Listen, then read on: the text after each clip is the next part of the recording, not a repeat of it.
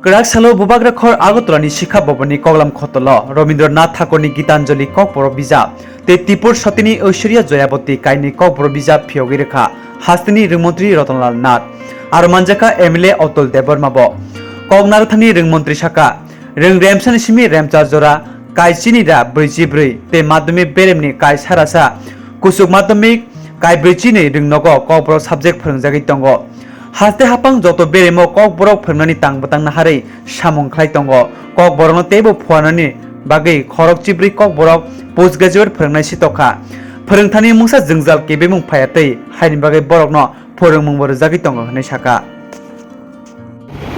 प्रधान अतिथि तथा लॉन्च कर्ता श्री रतनलाल नाथ महोदय माननीय मंत्री शिक्षा এবং আইন করতে পারলাম যে রবীন্দ্র সমগ্রের মধ্যে যে সার সেটা হয়েছে আমাদের গীতা। আমরা যেমন বলি যে ভগবত গীতা হচ্ছে আমাদের মহাভারতের হৃদয়বন্ধী সার, সেই রকমই আমি আমার যতটুকু জ্ঞান আছে আমি বুঝতে পারলাম যে রবীন্দ্র সৃষ্টির মধ্যে গীতাঞ্জলি হয়েছে সার। তো এমন একটা বই আমি যখন করেছিলাম, অনুবাদ করেছিলাম, অনেক জায়গায় সেই সমার্থক শব্দ কম বলতে পাওয়া যায় না, অনেক শব্দ নাই। যেমন কথা স্বরূপ যেমন বীণা, যে বাদ্যযন্ত্র বীণা উনি অনেকবার ব্যবহার করেছেন অনেক জায়গায়, কম বলতে বীণা সেরকম কোনো সমার্থক শব্দ নেই বা যন্ত্র নেই যারা ব্যবহার করে। তো সেই ক্ষেত্রে আমি বীণার সমতুল্য চংপ্রেম বলে একটা যন্ত্র আছে, অনেকটা বীণার মতোই একটু আওয়াজেও আছে এবং আমাদের সংস্কৃতি কর্পোরেট সংস্কৃতির সাথে খুবই অঙ্গাঙ্গিভাবে জড়িত। তো ওটা আমি ব্যবহার করেছি। এরকম অনেকগুলি শব্দ আছে যেগুলি অনেক সময় হুবহু ব্যবহার করতে হয়েছে। যাক, এটা আক্ষরবদ্ধ বলবেন সেটা কীরকম হয়েছে। আর দ্বিতীয় বইটা যেটা এখানে আজকে অবলোকন করা হয়েছে সেটা হচ্ছে যে ত্রিপুর সতী মহারানী জয়াবতী। ত্রিপুর সতী মহারানী জয়াবতী এটা আমাদের যে লাস্ট আমাদের যে মহারাজা মাণিক্য উনি ওটা লিখেছিলেন। ত্রিপুরা রাজার যে কাহিনী, গৌরবময় কাহিনী, ঐতিহাসিকগুলিকে উনি নাটক আকারে প্রস্তুত করেছিলেন এবং এই নাটকটা উনি জীবিতকালে আমাদের রাজবাড়িতে অনেক সময় বছরে একবার দুইবার তিনবার যখন বিভিন্ন অতিথি আসতেন এটা নিয়ে নাট্যমঞ্চ হতো। এবং দেখেছি যে নাটকটাও যে আমাদের যে লাস্ট প্রতিভাবান আমরা যাকে বলি ত্রিপুরার যে আধুনিক ত্রিপুরার রূপকার মহারাজা বিক্রম কিশোর মাণিক্য, ওনার লেখনীও আমি দেখেছি এত মানে উচ্চ মানে এবং এমন প্রতিভাবান ছিলেন, সেটাকে দেখে আমি ভাবলাম যে কব্বরকে অনুবাদ করি, কারণ কব্বরকে আমাদের সেরকম নাটকের প্রচলনটা করবে, লেখাটা করবে। সেখানে পদ্য আছে, গদ্য, ছোট গল্প, কথাগুলি আছে, কিন্তু সেরকম নাটকটা তার জন্যই আমি নাটকটা অনুবাদ করেছি। আমরা সবাই জানি যে ভারতবর্ষের কবি, বিশ্বকবি, কবিগুরু রবীন্দ্রনাথ ঠাকুর, তিনি শুধু ভারত নয় সারা বিশ্বে বিখ্যাত এবং তিনি সারা এশিয়াতে প্রথম নোবেল পুরস্কার পেয়েছিলেন। সেটা ভাষা হোক, বিজ্ঞান হোক বা অন্যান্য যে কোনো বিষয় হোক, এই দিক দিয়ে প্রথম যিনি নোবেল পুরস্কার পেয়েছিলেন রবীন্দ্রনাথ ঠাকুর, উনি 1913 খ্রিস্টাব্দে পেয়েছিলেন। ওনার বিখ্যাত বই যেটা আমরা সবাই গীতাঞ্জলি। আমি রবীন্দ্রনাথ ঠাকুরের ভক্ত এবং ওনার রবীন্দ্র সমগ্র আমার কাছে আছে, প্রায় সমগ্র বইগুলি আমি যখনই সময় পেয়েছি পড়েছি। এবং ওনার বইগুলি যেমন ত্রিপুরার ব্যাপারে উনি লিখেছেন, অনেকগুলি লিখেছেন, আমরা জানি যে মুকুল লিখেছেন, বিসর্জন নাটক লিখেছেন, রাজর্ষি লিখেছেন। তো এগুলিও আমি পড়েছি, দেখেছি এবং তার মধ্যে যতগুলি আমি পড়লাম তার মধ্যে দেখলাম যে গীতাঞ্জলি সত্যি মানে ওনাকে যে নোবেল প্রাইজ দেওয়া হয়েছিল গীতাঞ্জলির জন্য এটা যোগ্য। এবং গীতাঞ্জলি পড়ে আমি এত অভিভূত হয়েছিলাম এত অনুপ্রাণিত হয়েছিলাম, আমি ভাবলাম যে এমন একটা সাহিত্যের মানে একটা সৃষ্টি, একটা সৃজন, এটা যদি আমি ককবরককে না করি তাহলে মনে হয় আমাদের ককবরক ভাষা অপূর্ণ থেকে যাবে। তার জন্যই আমি এটা লেখা শুরু করেছিলাম 2007-08 দিনে শুরু করেছিলাম। এখানে প্রায় 157টা কবিতা আছে। সুতরাং এগুলিকে করতে অনেক সময় লাগে, নিজের কাজকর্মের মধ্যে দিয়ে, চাকরি, ফ্যামিলির মধ্যে দিয়ে, তো লিখতে লিখতে অনেক সময় লেগেছিল, প্রায় 3-4 বছর লেগে গিয়েছিল। কারণ ভাষারও খুব কঠিন ভাষা, উনি যে ভাষা, যে শব্দগুলি ব্যবহার করেছিলেন তার অর্থগুলি এত গভীর, আমি মানে বলতে পারি ওনার যে কবিতাগুলি কয়জন আমরা বুঝতে পারি, খুব কঠিন। কতগুলি আছে ঠিক আছে, ওটা বোঝা যায়, কিন্তু এত তাত্ত্বিক, এত দার্শনিক, এগুলি মানে সাধারণ মানুষের বুদ্ধগম্য।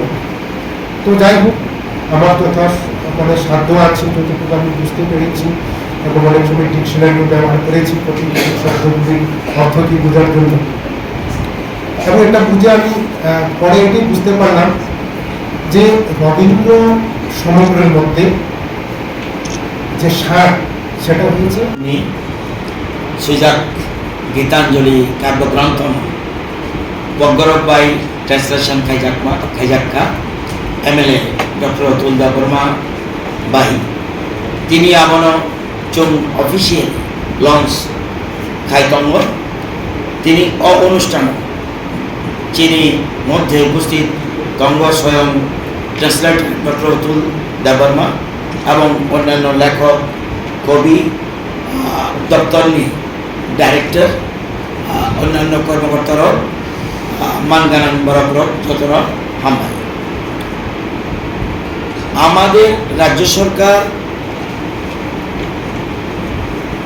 দেশে এবং রাজ্যে, আমাদের দেশের সরকার এবং রাজ্য সরকার, আমরা মাতৃভাষাকে সবচেয়ে বেশি গুরুত্ব দিচ্ছি এবং জাতীয় শিক্ষানীতির মূল কথা মাতৃভাষা। মাতৃভাষাকে প্রমোট করার জন্যই আমাদের রাজ্য সরকার বিভিন্ন উদ্যোগ গ্রহণ করেছেন, কেন্দ্রীয় সরকারও গ্রহণ করছে। এবং আজকে যে কাজটা ডক্টর অতুল বর্মা, উনি আবার আমাদের ককবরক ভাষা উন্নয়নের উনি চেয়ারম্যানও বটে, যে কাজটা উনি করেছেন এটা প্রায় অসম্ভব এবং খুব দুঃসাধ্য কাজ উনি সম্পাদন করেছেন। এতে রাজ্যের ককবরকভাষী লোক রবীন্দ্রনাথকে বুঝতে পারবেন, জানতে পারবেন, এবং রবীন্দ্রনাথকে জানা মানে ভারতকে জানা, রবীন্দ্রনাথকে জানা মানে ভারতকে জানা। রবীন্দ্র চেতনা, রবীন্দ্র চিন্তাধারা যদি মানুষের মনে আসে, মনে থাকে, উনি কোনোদিন ক্রাইম করতে পারবেন না। তো রবীন্দ্রনাথ এমন এক ব্যক্তিত্ব। তো আজকে এটা করে দিয়ে বিশেষ করে গীতাঞ্জলির যে ট্রান্সলেশন কাজটা খুব কঠিন। আমি রাজ্য সরকারের পক্ষ থেকে আমি অতুলবাবুকে এবং অন্যান্য যারা আজকে ককবরক ভাষা সাহিত্যে, কবিতায় বিভিন্ন রকম লেখক যারা এসেছেন এগিয়ে, তাদেরকে ধন্যবাদ জানাই। তারা তাদের লেখনীর মাধ্যমে আগামী দিনে এ রাজ্যের ককবরক ভাষা আরও সমৃদ্ধ হবে। আপনারা জানেন যে ককবরক উনি আরেকটা এনেছেন, একটা নাটক ত্রিপুর সতী ইসির জয়াবতী। এটাও নাটক একটা, উনি আজকে আমরা এটাকে শুভ উদ্বোধন করেছি। আপনারা মনে রাখবেন বর্তমানে ক্লাস 1 থেকে ক্লাস 8 পর্যন্ত 1244টা বিদ্যালয়ে, 1 থেকে ক্লাস 8 পর্যন্ত 1244টা বিদ্যালয়ে ককবরক ভাষা একটা বিষয় হিসাবে চালু রয়েছে। এবং মাধ্যমিক স্তরে 9-10 101টি বিদ্যালয়ে চালু রয়েছে। আমাদের সময়ে এই 101টার মধ্যে 49টা বিদ্যালয়ে 4 বছরে কিন্তু আমরা চালু করি। তার মানে দীর্ঘ বছরে মাত্র 52টা হয়েছিল, আর আমরা 4 বছরে 49টা বিদ্যালয়ে মাধ্যমিক স্তরে ককবরক ভাষা বিষয় হিসেবে চালু করেছে। উচ্চ মাধ্যমিকে 42টা স্কুলে, এর মধ্যে 22টা 4 বছর। তো এরকমভাবে ককবরক ভাষাকে একেবারে তৃণমূল স্তরে নেওয়ার জন্য আমরা বিভিন্ন রকমভাবে উদ্যোগ গ্রহণ করেছি। 14 জন পিজিটি, ককবরক পিজিটি, আমরা তাদেরকে অ্যাপয়েন্টমেন্ট দিয়েছি বিভিন্ন বিদ্যালয়ে, এবং শুধু 14 জন ককবরক টিচারকে নয়, তাদের আবার ট্রেনিংয়ের ব্যবস্থা করে দিয়েছি ককবরক দপ্তরের মাধ্যমে।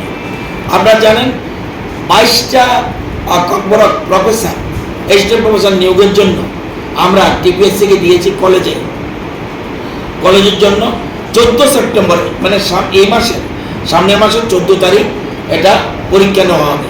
আমরা আগে ছিল না কোনোদিন, আমরা সেটা শুরু করেছি।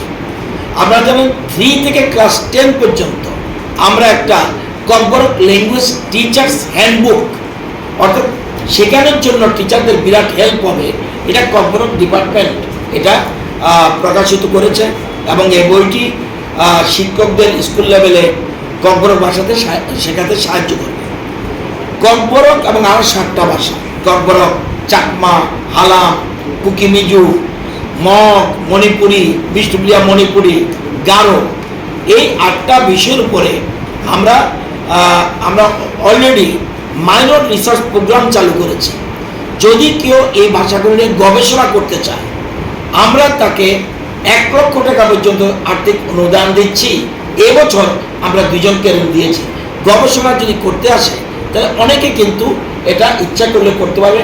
আমরা প্রত্যেক ভাষাকে প্রমোট করার চেষ্টা করেছি। আপনারা জানেন group A, group B, group C যে কর্মচারীরা রয়েছে, তারা যদি ককবরক শিখতে চায় তাদের জন্য আমাদের একটা ব্যবস্থা রয়েছে, এবং আমরা কিছুদিন আগে 100 জনকে সরকারি কর্মচারী দিয়ে আমরা প্রথম ব্যাচের ক্লাস শুরু করেছি। এই 100 জন টিচিং দেওয়ার পরে, প্রশিক্ষণ দেওয়ার পরে 35 জন পাস করেছে আমরা, এবং শনিবার এবং রোববার তাদের জন্য আমরা এটা ব্যবস্থা করেছি। তো প্রত্যেক ক্ষেত্রে আমরা এটা করছি। আপনারা জানেন, আমি একটা পত্রিকার মাধ্যমে দেখতে পেলাম, কোন পত্রিকা আমার মনে নেই, যে ককবরক ক্লাস 9, 10, আপনারা জানেন আমরা কিন্তু 1 থেকে 8 পর্যন্ত সমস্ত ফ্রি, বই কিনতে হয় না, টেক্সট বুক, এবং ইভেন কি পোশাকও কিনতে হয় না। ককবরক ক্ষেত্রে আরেকটু এগিয়ে গেছি, এবং 9, 10, 11, 12 সেই বইগুলি কিনতে হয় জেনারেল স্কুলের জন্য। ককবরকের জন্য আমরা নতুন করেছি 9, 10, 11, 12 ককবরক টেক্সট বুক আমরা ফ্রি দিচ্ছি, যাতে এই ভাষাকে প্রমোট করার জন্য। এটা কিন্তু অন্য কোথাও পাবেন না আপনারা আমাদের রাজ্যে। 9, 10, 11, 12 আমাকে অনেকে বলেছে, অনেকে নয়, পত্রিকায় দেখেছি যে বই পাচ্ছে না। আমাদের এখানে এখনও হিউজ স্টক আছে।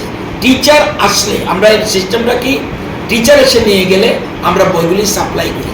এখানে আছে, কোনো অসুবিধা না, প্রত্যেক স্কুল আছে।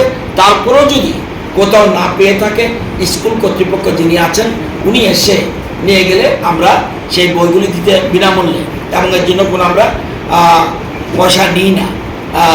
সুতরাং বর্তমানে 101টা মাধ্যমিক এবং 42টা মাধ্যমিক স্কুলে সেগুলি আমরা ককবরকে ফ্রি 9, 10, 11, 12 টেক্সট বুক আমরা ককবরক দপ্তর থেকে এটা আমরা দিচ্ছি। সিবিএসই বোর্ডে আপনার জেনে আনন্দিত হবে, এই যে ককবরক ভাষা কীভাবে প্রমোট করছে, সেন্ট্রাল গভর্নমেন্টের সাথে আলোচনা করে, সিবিএসইর সাথে আলোচনা করে আমরা 10 এবং 12-এ আমরা সিবিএসই বোর্ডে ককবরক ভাষার এটাকে আমরা স্বীকৃতি পেয়েছি। তো এটা একটা বিরাট দিক, এবং 22-23 শিক্ষাবর্ষ থেকে এটা শুরু হবে। তো আমরা ককবরক ভাষাকে আগে কোনোদিন এগুলি চিন্তাও করতে পারিনি, এবং প্রত্যেক ভাষা আমাদের প্রধানমন্ত্রী বলছে যে মাতৃভাষায়, ইভেন ডাক্তার, ইঞ্জিনিয়ারিং পর্যন্ত মাতৃভাষায় পড়ার চিন্তা হচ্ছে এখন। কারণ আমার ভাষার মাধ্যমে আমি যেভাবে এক্সপ্লেন করতে পারবো, হিন্দি বা ইংরেজি বা অন্য কোনো ভাষায় এটা সম্ভব না। সেই জন্য রাজ্য সরকার এবং কেন্দ্রীয় সরকার পাশাপাশি বাংলাকে আমরা, মানে লোকাল ল্যাঙ্গুয়েজকে আমরা রাজ্য, অর্থাৎ মোট কথা মাতৃভাষাকে আমরা প্রমোট করছি। এতে ছেলে মেয়েদের সামগ্রিক বিকাশ হবে। আজকে যে কাজটা আমাদের অতুল দেববর্মা বলেছেন, এবং এখানে আমাদের আগে বিধানসভার দায়িত্বে ছিলেন আমাদের নরেশ দা, এবং আজ আরেকজন কবি লেখক রয়েছেন, আরও বেশ কয়েকজন এসছেন এখানে। তাদেরকে আমি আগামী আপনারা গবেষণা করুন, রাজ্য সরকার আপনাদেরকে আর্থিক অনুদান দেবে। যত বেশি গবেষণা করবেন সরকার এক্ষেত্রে পিছিয়ে থাকবে না। সকল রকম প্রমোট করার জন্য ভাষাকে আমরা সকল রকম আমাদের ডিপার্টমেন্ট যিনি ডাইরেক্টর সহ টিম রয়েছেন, এবং আমার অতুল বাবুকে আমি বিশেষ করে সত্যি পণ্ডিত ব্যক্তি এবং গানের ভান্ডার উনি। সুতরাং এই ওনার দ্বারা আগামী প্রজন্ম যারা, তারা বিরাট, বিশেষ করে ককবরের পাশে যারা লোক রয়েছে আগামী প্রজন্ম, তাদের পক্ষে বিরাট উপকার হবে এই বইয়ের। ধন্যবাদ, নমস্কার।